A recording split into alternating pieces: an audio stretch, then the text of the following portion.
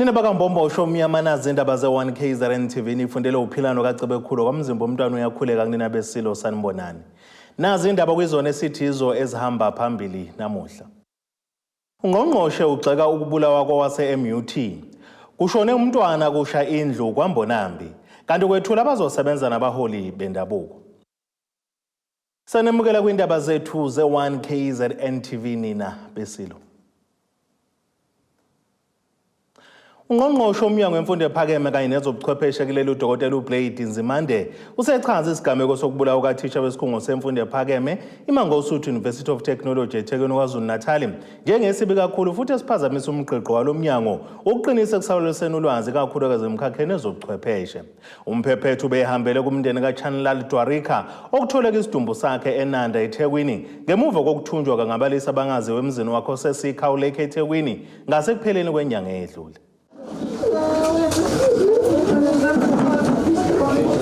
Kube umunyu emndenini kaThisha esikhungweni semfundo ephakeme eMut ngesikhathi ungqongqoshe umnyango wemfundo ephakeme kuleli ezobhonga emswaneni ekhuluma nabezindaba lapha uNzimande uthi ke isenzo sokubulawa kukaShan Dwarika sidinga ukugxekwa kakhulu kanti balahlekelwe umbele obugwansile impela.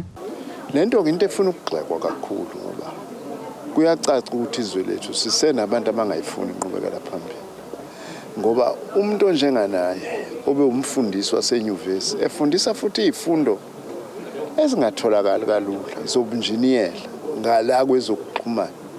Umuntu futhi nothanda ukuthi enze izinto ezintsha bese ngenjeni nasendabeni yokuthi sikwenza kanjani ugesi ngezinye indlela ezingafani ngalezi esenza ngalokho kuthiwa i-renewable energy.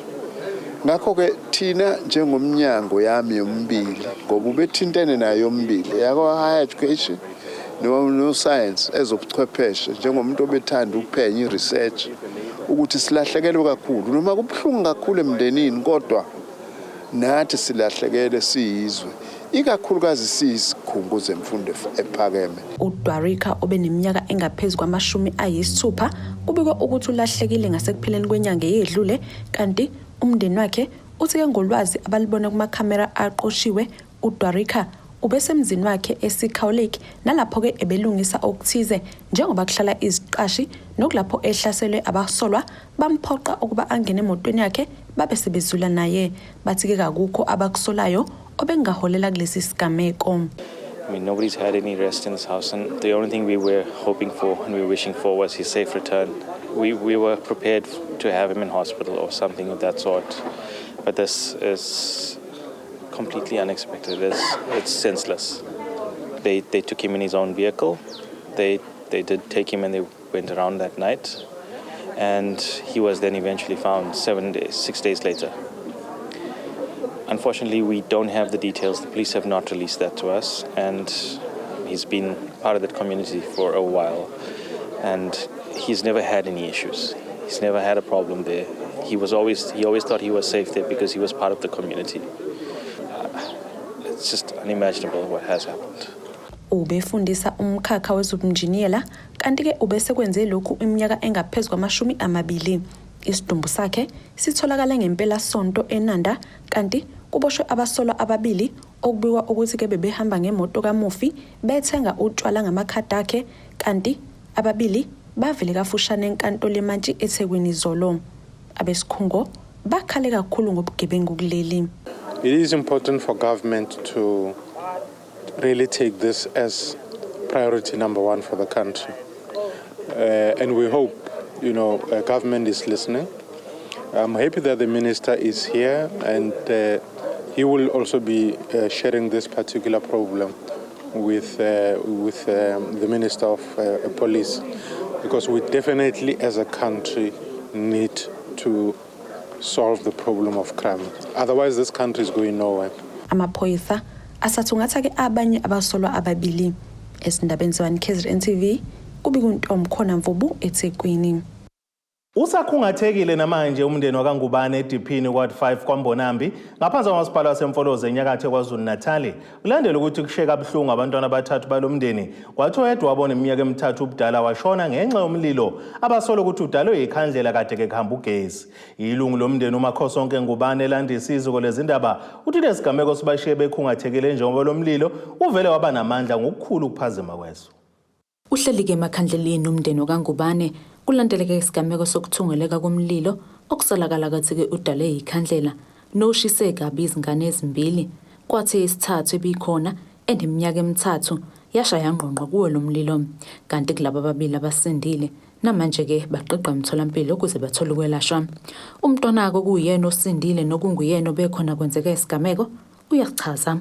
Ngangihleli endlini ngihleli ney'ngane lena 1 nena 3 kufika umama ngayishiya ingane endlini ngekhandlela ngilibephi ketafula ngayishiya ingane ngathatha igrosa kumama sayifaka endlini sahlala nje isikhashana kushaya phela ngisho 30 minutes aphuma ubhuti wami wakhala wathi indlini iyasha ngigijima ngithatha ingane encane ngayiphosa phandle ngase ngingena endlini ngithatha le endala ngoba lena 3 yayisisha emzimbeni isisha ngathi ngithatha umbambo onyawo lasuka kuyona ilangabi latoshaya mina ngase ngiphuma wathi ngibuka nomnyango yavaleka ngase ngiphuma imali ngicela ngithathele ingane umalume asegijima kothatha ibhakede umlilo bazama ukucisha wangacisheka gcina sekuyicishela wona ingane yaze yasha-ke yaba. Lowo kweyimeya kamasipala umfuluzo uXolani Bhengu ehola ithimba bavakasheleke kulomndeni ukuyobhonga emswaneni njengoba kwenzeke lenhlekelele babeke sebezibophezela ukuthi-ke bazowulekelela lo mndeni ukuze ukwazi ukufihla ithambo lawo. Sifisa ukudlulisa ukuzwelana kwethu okukhulu nomndeni walapha ekhaya kwababongubane la eWard 5 even kwesehlakalo esehlakalele. Kubuhlungu-ke mangabe usufike khona ubona indlela okwenzakale ngayo. Kepha-ke sizothi-ke emndenini abangabe besakuthatha bekubhekisa ukuthi kwenzeke kanjani. Akube ukuthi uNkulunkulu bevakashele kombomvu. Nawo umndeni siwumasipala wasemfolozi sizawulekelela la siwulekelela khona. Siyafisa futhi ukuthi njengoba bade sithatha ubaba esikhombisa la kwenzakale khona ingozi. Kukhona esizokwenza siwumasipala ngoba siyabona ukuthi basadidekile. Siyathokoza ukuthi izolo akwazile ukuthi afike ama-social worker ukuba azobeluleka nokomqondo. Kepha-ke iqiniso lithi uma amawindi sazolokhu eyisithombe sinje uma udonga luzolokhu lunentuthu luyisithombe sinje kuzokwenza ukuthi kungasheshi ukuthi kudlule engqondweni zabo. So-ke kukhona-ke esizokwenza ukubalekelela ukuthi umuntu mangabe engena kulendlu singabuyi lesa sithombe sesehlakalo lesesenzakalile. Kukhona abakucelile-ke kufana namathende sesikulungisileke sayikhomitha ukuthi cha kulokho kunye ukubalekelela kwezindleko sizokwazi ukuthi sithwalisane nabo. Isimo besingesihleke kuleli khaya njengoba-ke engekho usebenzayo kodwa-ke ukuzibophezela kwamasipala ukuthi ubalekelele kubathobe amanxeba. Angisasebenzi ngihleze ekhaya nalo nina wengane akho kusebenza kuyitoho akho mali etheni ayitholayo khona. So-ke usungilekelele ngoba yezwa ukuthi nedlu le uzosilungisela yona maduzana.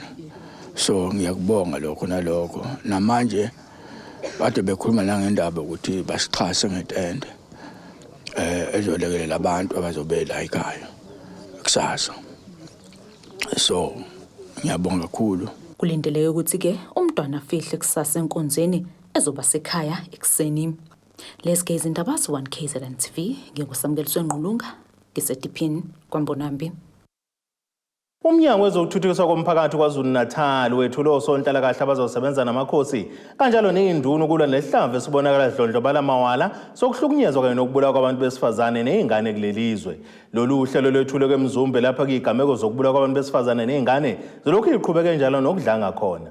Ongusekela mqondisi kulomnyango uMaphili Mhlongo uthi bakhethe ukuzokwethula lolu hlelo kule ndawo ngenxa ukuthi-ke yabasematheni ngalezi igameko ikakhulukazi ngesikhathi ke kuhlasela uMarigaju owabulala abantu besifazane abangaphezulu kwe-10.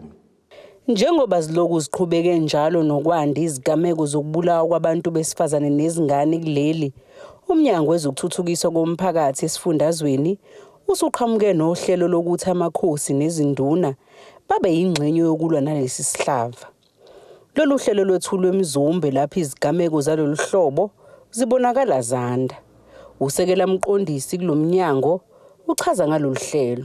Sizoletha ama-social worker namhlanje ukuze induna nenduna iyazi ukuthi ubani u-social worker wakhe. Kune-list esiyiprepayile la induna khona izobe yazi ukuthi nangu social worker wami kule ndawo engisebenzela kuyo, nanka ama-contact details akhe ukuze nanoma inini mayidinga ukuthinta u-social worker kwazi. Siyazama ngaso sonke isikhathi ukuthi siqugquzele ukuthi laba bakwazi ukusebenza ndawonye. Kune-structure-ke ezikhona emphakathini ezibahlanganisayo ngoba ezinye zezinto nje sizenzayo eyokuthi sisebenzise ngisho ama-tribal authorities kube ezinye zeindawo esisebenzela kuzo njengomnyango.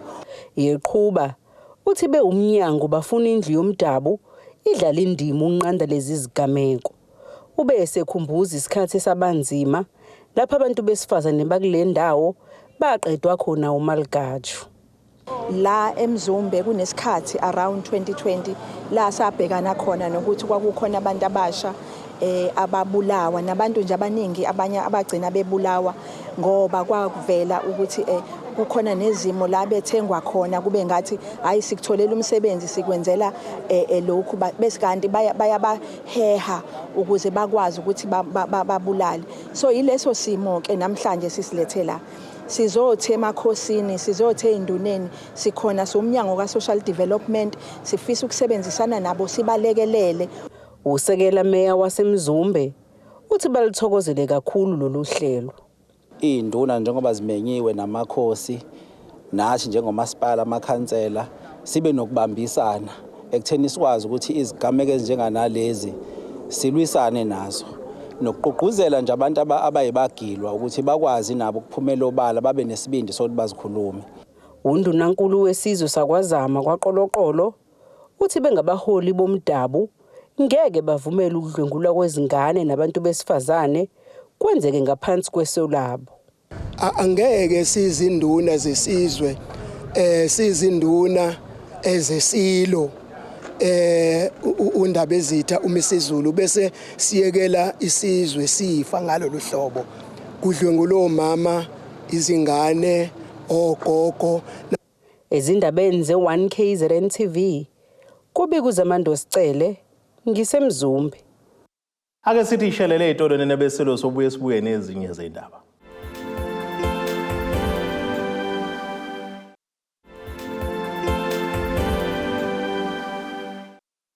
Asibonge siphinde sinamukele nisabukela zona indaba ze-1KZNTV nazo ke zona esithi yizo engihamba phambili namuhla. Ungqongqoshe ugxeka ukubulawa kwawase Mut. Kushone umntwana kusha indlu kwaMbonambi kanti kwethula abazosebenza nabaholi bendabuko. Njengoba ngenyanga kaNcwaba kulendela ukuthi umengameli wezwe laseRussia Vladimir Putin ahambele kulelizwe sekube nokwehlukana kwembono ngokumele kwenziwe la kuleli mayelana nomyalelo wenkantolo yomhlaba i-International Criminal Court ye-ICC wokuthi kumele aboshwe lo mengameli. Umhlazi wezepolitiki eNyuvesi kaZulu ongowe kwadlangeza uDokotela uZakhele Shamase uthela kuleli kangeke limbophe uPutin kwazisa uzobe ehambele umhlangano wamazwe BRICS kepha kazile nje ngokuzovakashela umengameli wezwe. Izwe laseRussia elinye lamazwe ayizikhondla ngakwezomnotho futhi elihamba phambili ekhiqizeni izikhali zenyuzi. Umengameli walelizwe Vladimir Putin kulindele ukuthi atheleke kuleli ngenyanga kaNcwaba uzokwethamela umhlangano wamazwe angaphansi kweBRICS. Emva kokuphuma komyalelo wenkantolo yomhlaba i-ICC kube lo mongameli kumele aboshwe uma eseza kuleli kube nokuhlukana ngokwembono.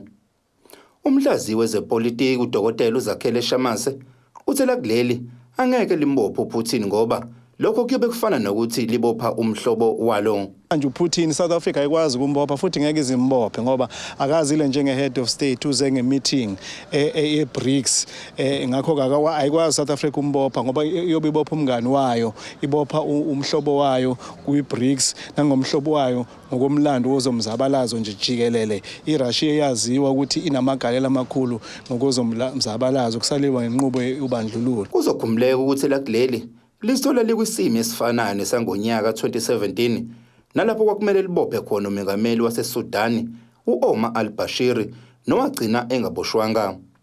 UShamase uthi lamazwe asentshonalanga anokubukela phansi izwekazi Afrika njoba njalo makumele kuboshwe umuntu kukhishwe incwadi uma ezohambela ezonikazi eAfrika. Fanele sikubhekisisa ukuthi kungani njalo ngaso sonke isikhathi amazwe asentshonalanga makunomholo okhishwe lencwadi ICC ukuthi aboshwe njalo kwenzeka kuqondana noNingizimu Afrika njalo kuqondana namazwe aseAfrika. Yini engaboshwa mangabe kuthiwa uye eGermany mangathiwa akaye eGermany ngeke azaboshwe mangathiwa akahambe aye mhlambe eSweden ngeke azaboshwe kodwa njalo makufanele eAfrika iAfrika isa-undermine isabukelwa phansi lamazwe asentshonalanga ngoba ithemba ukuthi uma ngabe singazenzi into eziwashoyo izosicindezela ngokwezomnotho. uPutin uzithole kulesimo ngenxa yokugasela kwezwe laseRussia ezweni lase-Ukraine nokushiya abaningi bekhala. Amehla azobethe njo kwelakuleli ukuthi lizombopha yini lo mengameli. Ezindabeni ze-1KZNTV kubika ukuthi abantu maphumulo eRichards Bay. Aphume ngomningi bawo amaqembu angahlukene ezepolitiki okubalwa ke-ANC, ABC, EFF kanye ne-IFP ehlangene ematimatolo ngaphansi komasipala kumvoti umaphakathi nasesifundazwe lapho bebezodlulisa khona iy'nhlelo abanazo ngale ndawo njengoba kulindele ukuthi kube nokhetho lokuchibiyela kwa-2 ngomhla ziyi-14 kwephezulu. Lokhu kuza ngemuva kuba ikhansela kaKhongolose sebelihola leli wadi liye ledlula emhlabeni. Amaqembu ehlukene ezepolitiki okubalelwa kiwi-ANC, ABC, i-EFF kanye ne-IFP ahlanganele endaweni yasematimatolo lapho bedlulise khona izinhlelo abanazo ngale wadi. uDan Khumalo uthi njengoba ilizwe liholo uKhongolose kulula ukuxhumana nabaphezulu ukuze bezwakalise izimfuno zomphakathi. Ushintsho lizoba khona lapha endaweni into emnandi kakhulu unational wonke iSouth Africa iphethwe uAfrican National Congress. So nje bephethe nje kusho ukuthi labo bantu bonke abasuke benikeziwe lawo mandla balapha kuthina ukuthi sithintane nabo. So ke mina njengecandidate kaANC umsebenzi engizowenza ikona lokho ukuthi ngumele umphakathi as a candidate also ekuyeni phambili as ward councillor wala kule ndawo ekutheni umphakathi wathola amanzi ngoba lokho kuyilungelo labo. Kanti umholi weqembu le-ABC uthi bazimisele nokuqhubeka belungisa udaba lwamanzi ematimatolo. Isizwe samandosi sikamagayi asinawo amanzi. Esizokwenza ke sithi sifuna ukuthi sibuyise amanzi kulesizwe sakacele sikwazi ukuphuza amanzi sikwazi nanokugeza ekseni masivuka sikwazi nokupheka. Bayeke omakoti kuyokha amanzi nenkomo. Omele iqembu lenkatha ukubekwa caca ukuthi ngamampunge yokuthi izithuthi manzi zikhetha abantu emawadini. Inkinga ethinta amanzi into ekhungete ikakhulu eSouth Africa yonke kodwa akusho kuba njengeqembu lenkatha siyokwenza lutho ukusiza abantu bakithi ngamanzi. Ikakhulukazi njengoba umkhandlu ophethe amanzi okumzinyathi kumkhandlu ophethwe yithina sinenhlelo eningi kakhulu ezizenzayo ukulekelela umphakathi walapha kaWathu kuba ukwazi ukucosha amanzi. Iqembu le-EFF lithi sekuyiculo okulethwa kwentuthuko emphakathini ikakhulukazi amanzi, imigwaqo kanye nezindlu. Njengoba nazi ukuthi amathuba emisebenzi kulesimo samanje asikho. Ama-drugs ne-abusive yotshwala idlangile. Lana sina inhlelo kumele zenziwe entsheni. Kuvuselelwa ama-sports kube nezinto iy'ngane izokwazi ukuchitha ngazo isizungu. Nasemahholweni kanjalo kube nenhlelo kube nezingane ezokwazi izinto ezokwazi ukuthi ingane zibe committed kuzona ukuze zingabi uvanzi. Amathuba ezingane ukuthi zithole insiza lezi ezingakwazanga ukuregister ngenkinga yokuthi abanayo imali yokuregister ngisho ama-tertiary. So i-EFF ilapha ekuncedeni izingane nentsha ukuze ikwazi ukuthi iqhubekele phambili. Emathubeni emisebenzi entsheni ngeke silinde noma 2 point fingers ku government nationally siyazi ukuthi imisebenzi ayikho kodwa sinenhlelo CFF njengokuletha ama-container each and every bus stop ola kunespace khona kufakwa ama-containers adividwe into 3 or 4 groups so intsha izokwazi ukuba namakhono ewasebenzayo lapha emgwaqweni. Ezindabeni ze-1KZNTV kubika uThobeka Dladla ngisematimatolo. Ungabi khona kweindawo zokulahla imfucuza ezisemthethweni kanye nokungabikho kohlelo oluqondile lokuthuthwa kwemfucuza eindaweni zasemakhaya sekuhlonze njengezinye zezinto eziholela kusabalaleni kwemfucuza ngendlela engamukelekile. Lokhu kuvele ngesikhathi abenkampani ka-Aquila kanjalo nabe-Sharksport beqhuba umkhankaso wokuphuculula indawo yaseNanda njengoba kuyi-World Environmental Day okuwusuku lokugqugquzeka ukuhlanzwa kwemvelo. Umkhankaso wokugqugquzela ukuhlanzwa nokunakekelwa kwemvelo wanonyaka ubanjwe ngaphansi kwesiqubulo esithi Beats Plastic Pollution njengemizamo yokuqinisa umkhankaso wokufundisa umphakathi ngokubaluleka kokunakekelwa kwemvelo kanye nokuyixwayisa ngobungozi bokunganakekelwa kwawo. Abenkampani u-Aquila kanye nabe-Sharksport bakhuculule idamu laseNanda. I-challenge enkulu esitholayo komasipala okunye kwakho ukuthi njengoba kunama dumping sites, illegal dumping site like the one we are at currently, kuye kutholakala ukuthi ezinye indawo abantu abanayo indawo kuyona onofanele balahle kuyona. So yikho siba involve omasipala nama councillors. Nakhona endaweni zasemakhaya ikhona le challenge futhi inkulu.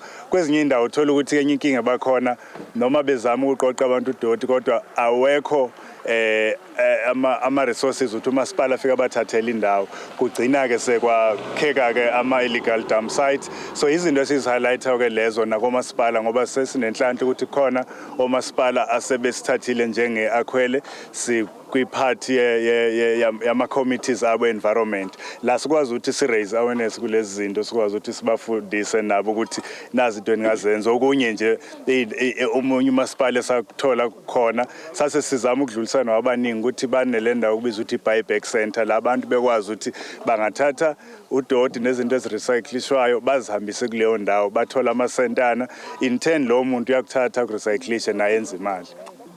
Kuzokhumuleka ukuthi njengoba isimo sezulu siguquguquka okholela ekutheni kube nezikhukhula, isomiso nokunye ungahlanzeki kwemvelo kubalwa njengezinye zezinto ezinomthelela.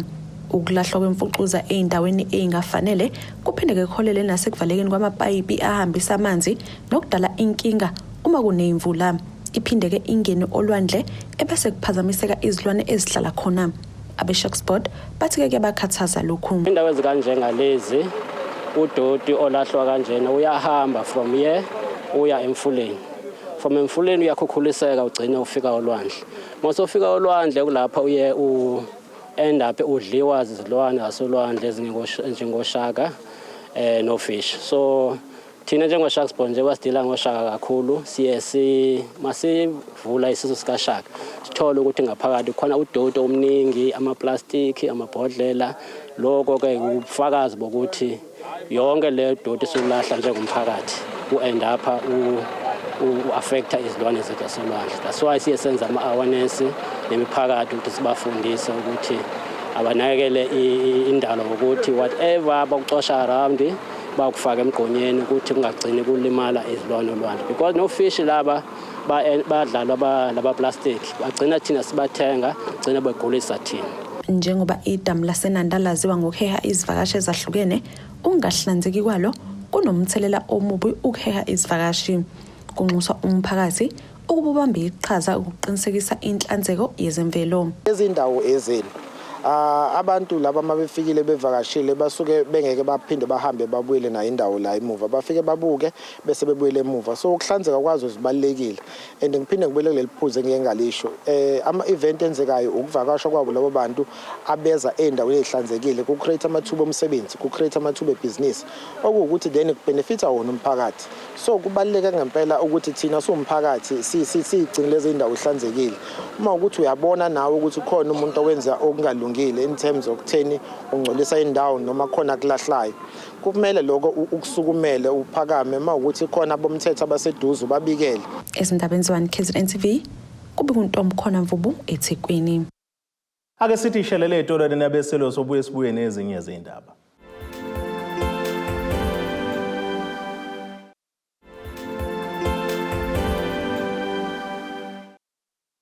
Asibonge nina beselungu ukuthi nisahleli nathi kwindaba ze-1KZNTV nazo izona ndaba esithi izo ezihamba phambili namuhla.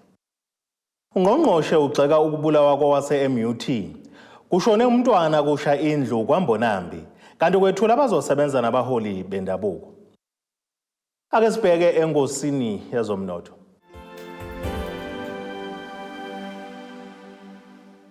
Iranda kuleli bisu 19.22 cents uma liqhathaniswa nedola laseMelika libe ngu-23.89 kupondo waseBrithani libe ngu-20.59 cents ku-euro yase-Europe.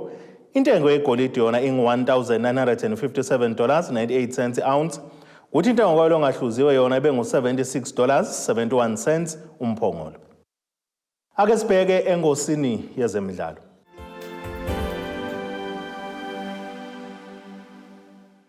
Kubuyiswe nesilomo somkhandlu weBanyana Banyana uThembi ehahlane eqenjini lesizwe labadlali abangama-36 okuzoqoka kulona isquad ezokwayibamba kwindebe yomhlaba ezokuba se-Australia kanjalo nase-New Zealand kusukela ngenyanga kaNtulikazi. iBanyana izongena ekhempini eGoli ngonyanga kaNhlangulana ngomhla zili-12 ngaphambi kokuthi kuqoka abadlali abangama-23 abazokuyibamba kwindebe yomhlaba. Uhahlane ubizwe kokuqala selokhali imbala ngesikhathi kedlala kwi-Women's Africa Cup of Nations ekade seMorocco ngenyanga kaNtulikazi nyakenye. Ukwazile kokubuyela kenkundleni wadlalela iqembu lakhe lase-United States of America eRacing Louisville. Kanti iBanyana izogijima kobungane eCosta Rica ngomhla zili-15 kuyephezulu okuzobe kuwumdlalo wokugcina ngaphambi kokuthi liqale yamaqoqo endebe yomhlaba lapho liqhathwe khona neSweden, Italy kanjalo neArgentina. Ake sibheke nasisimo sezulu esingalindeleka.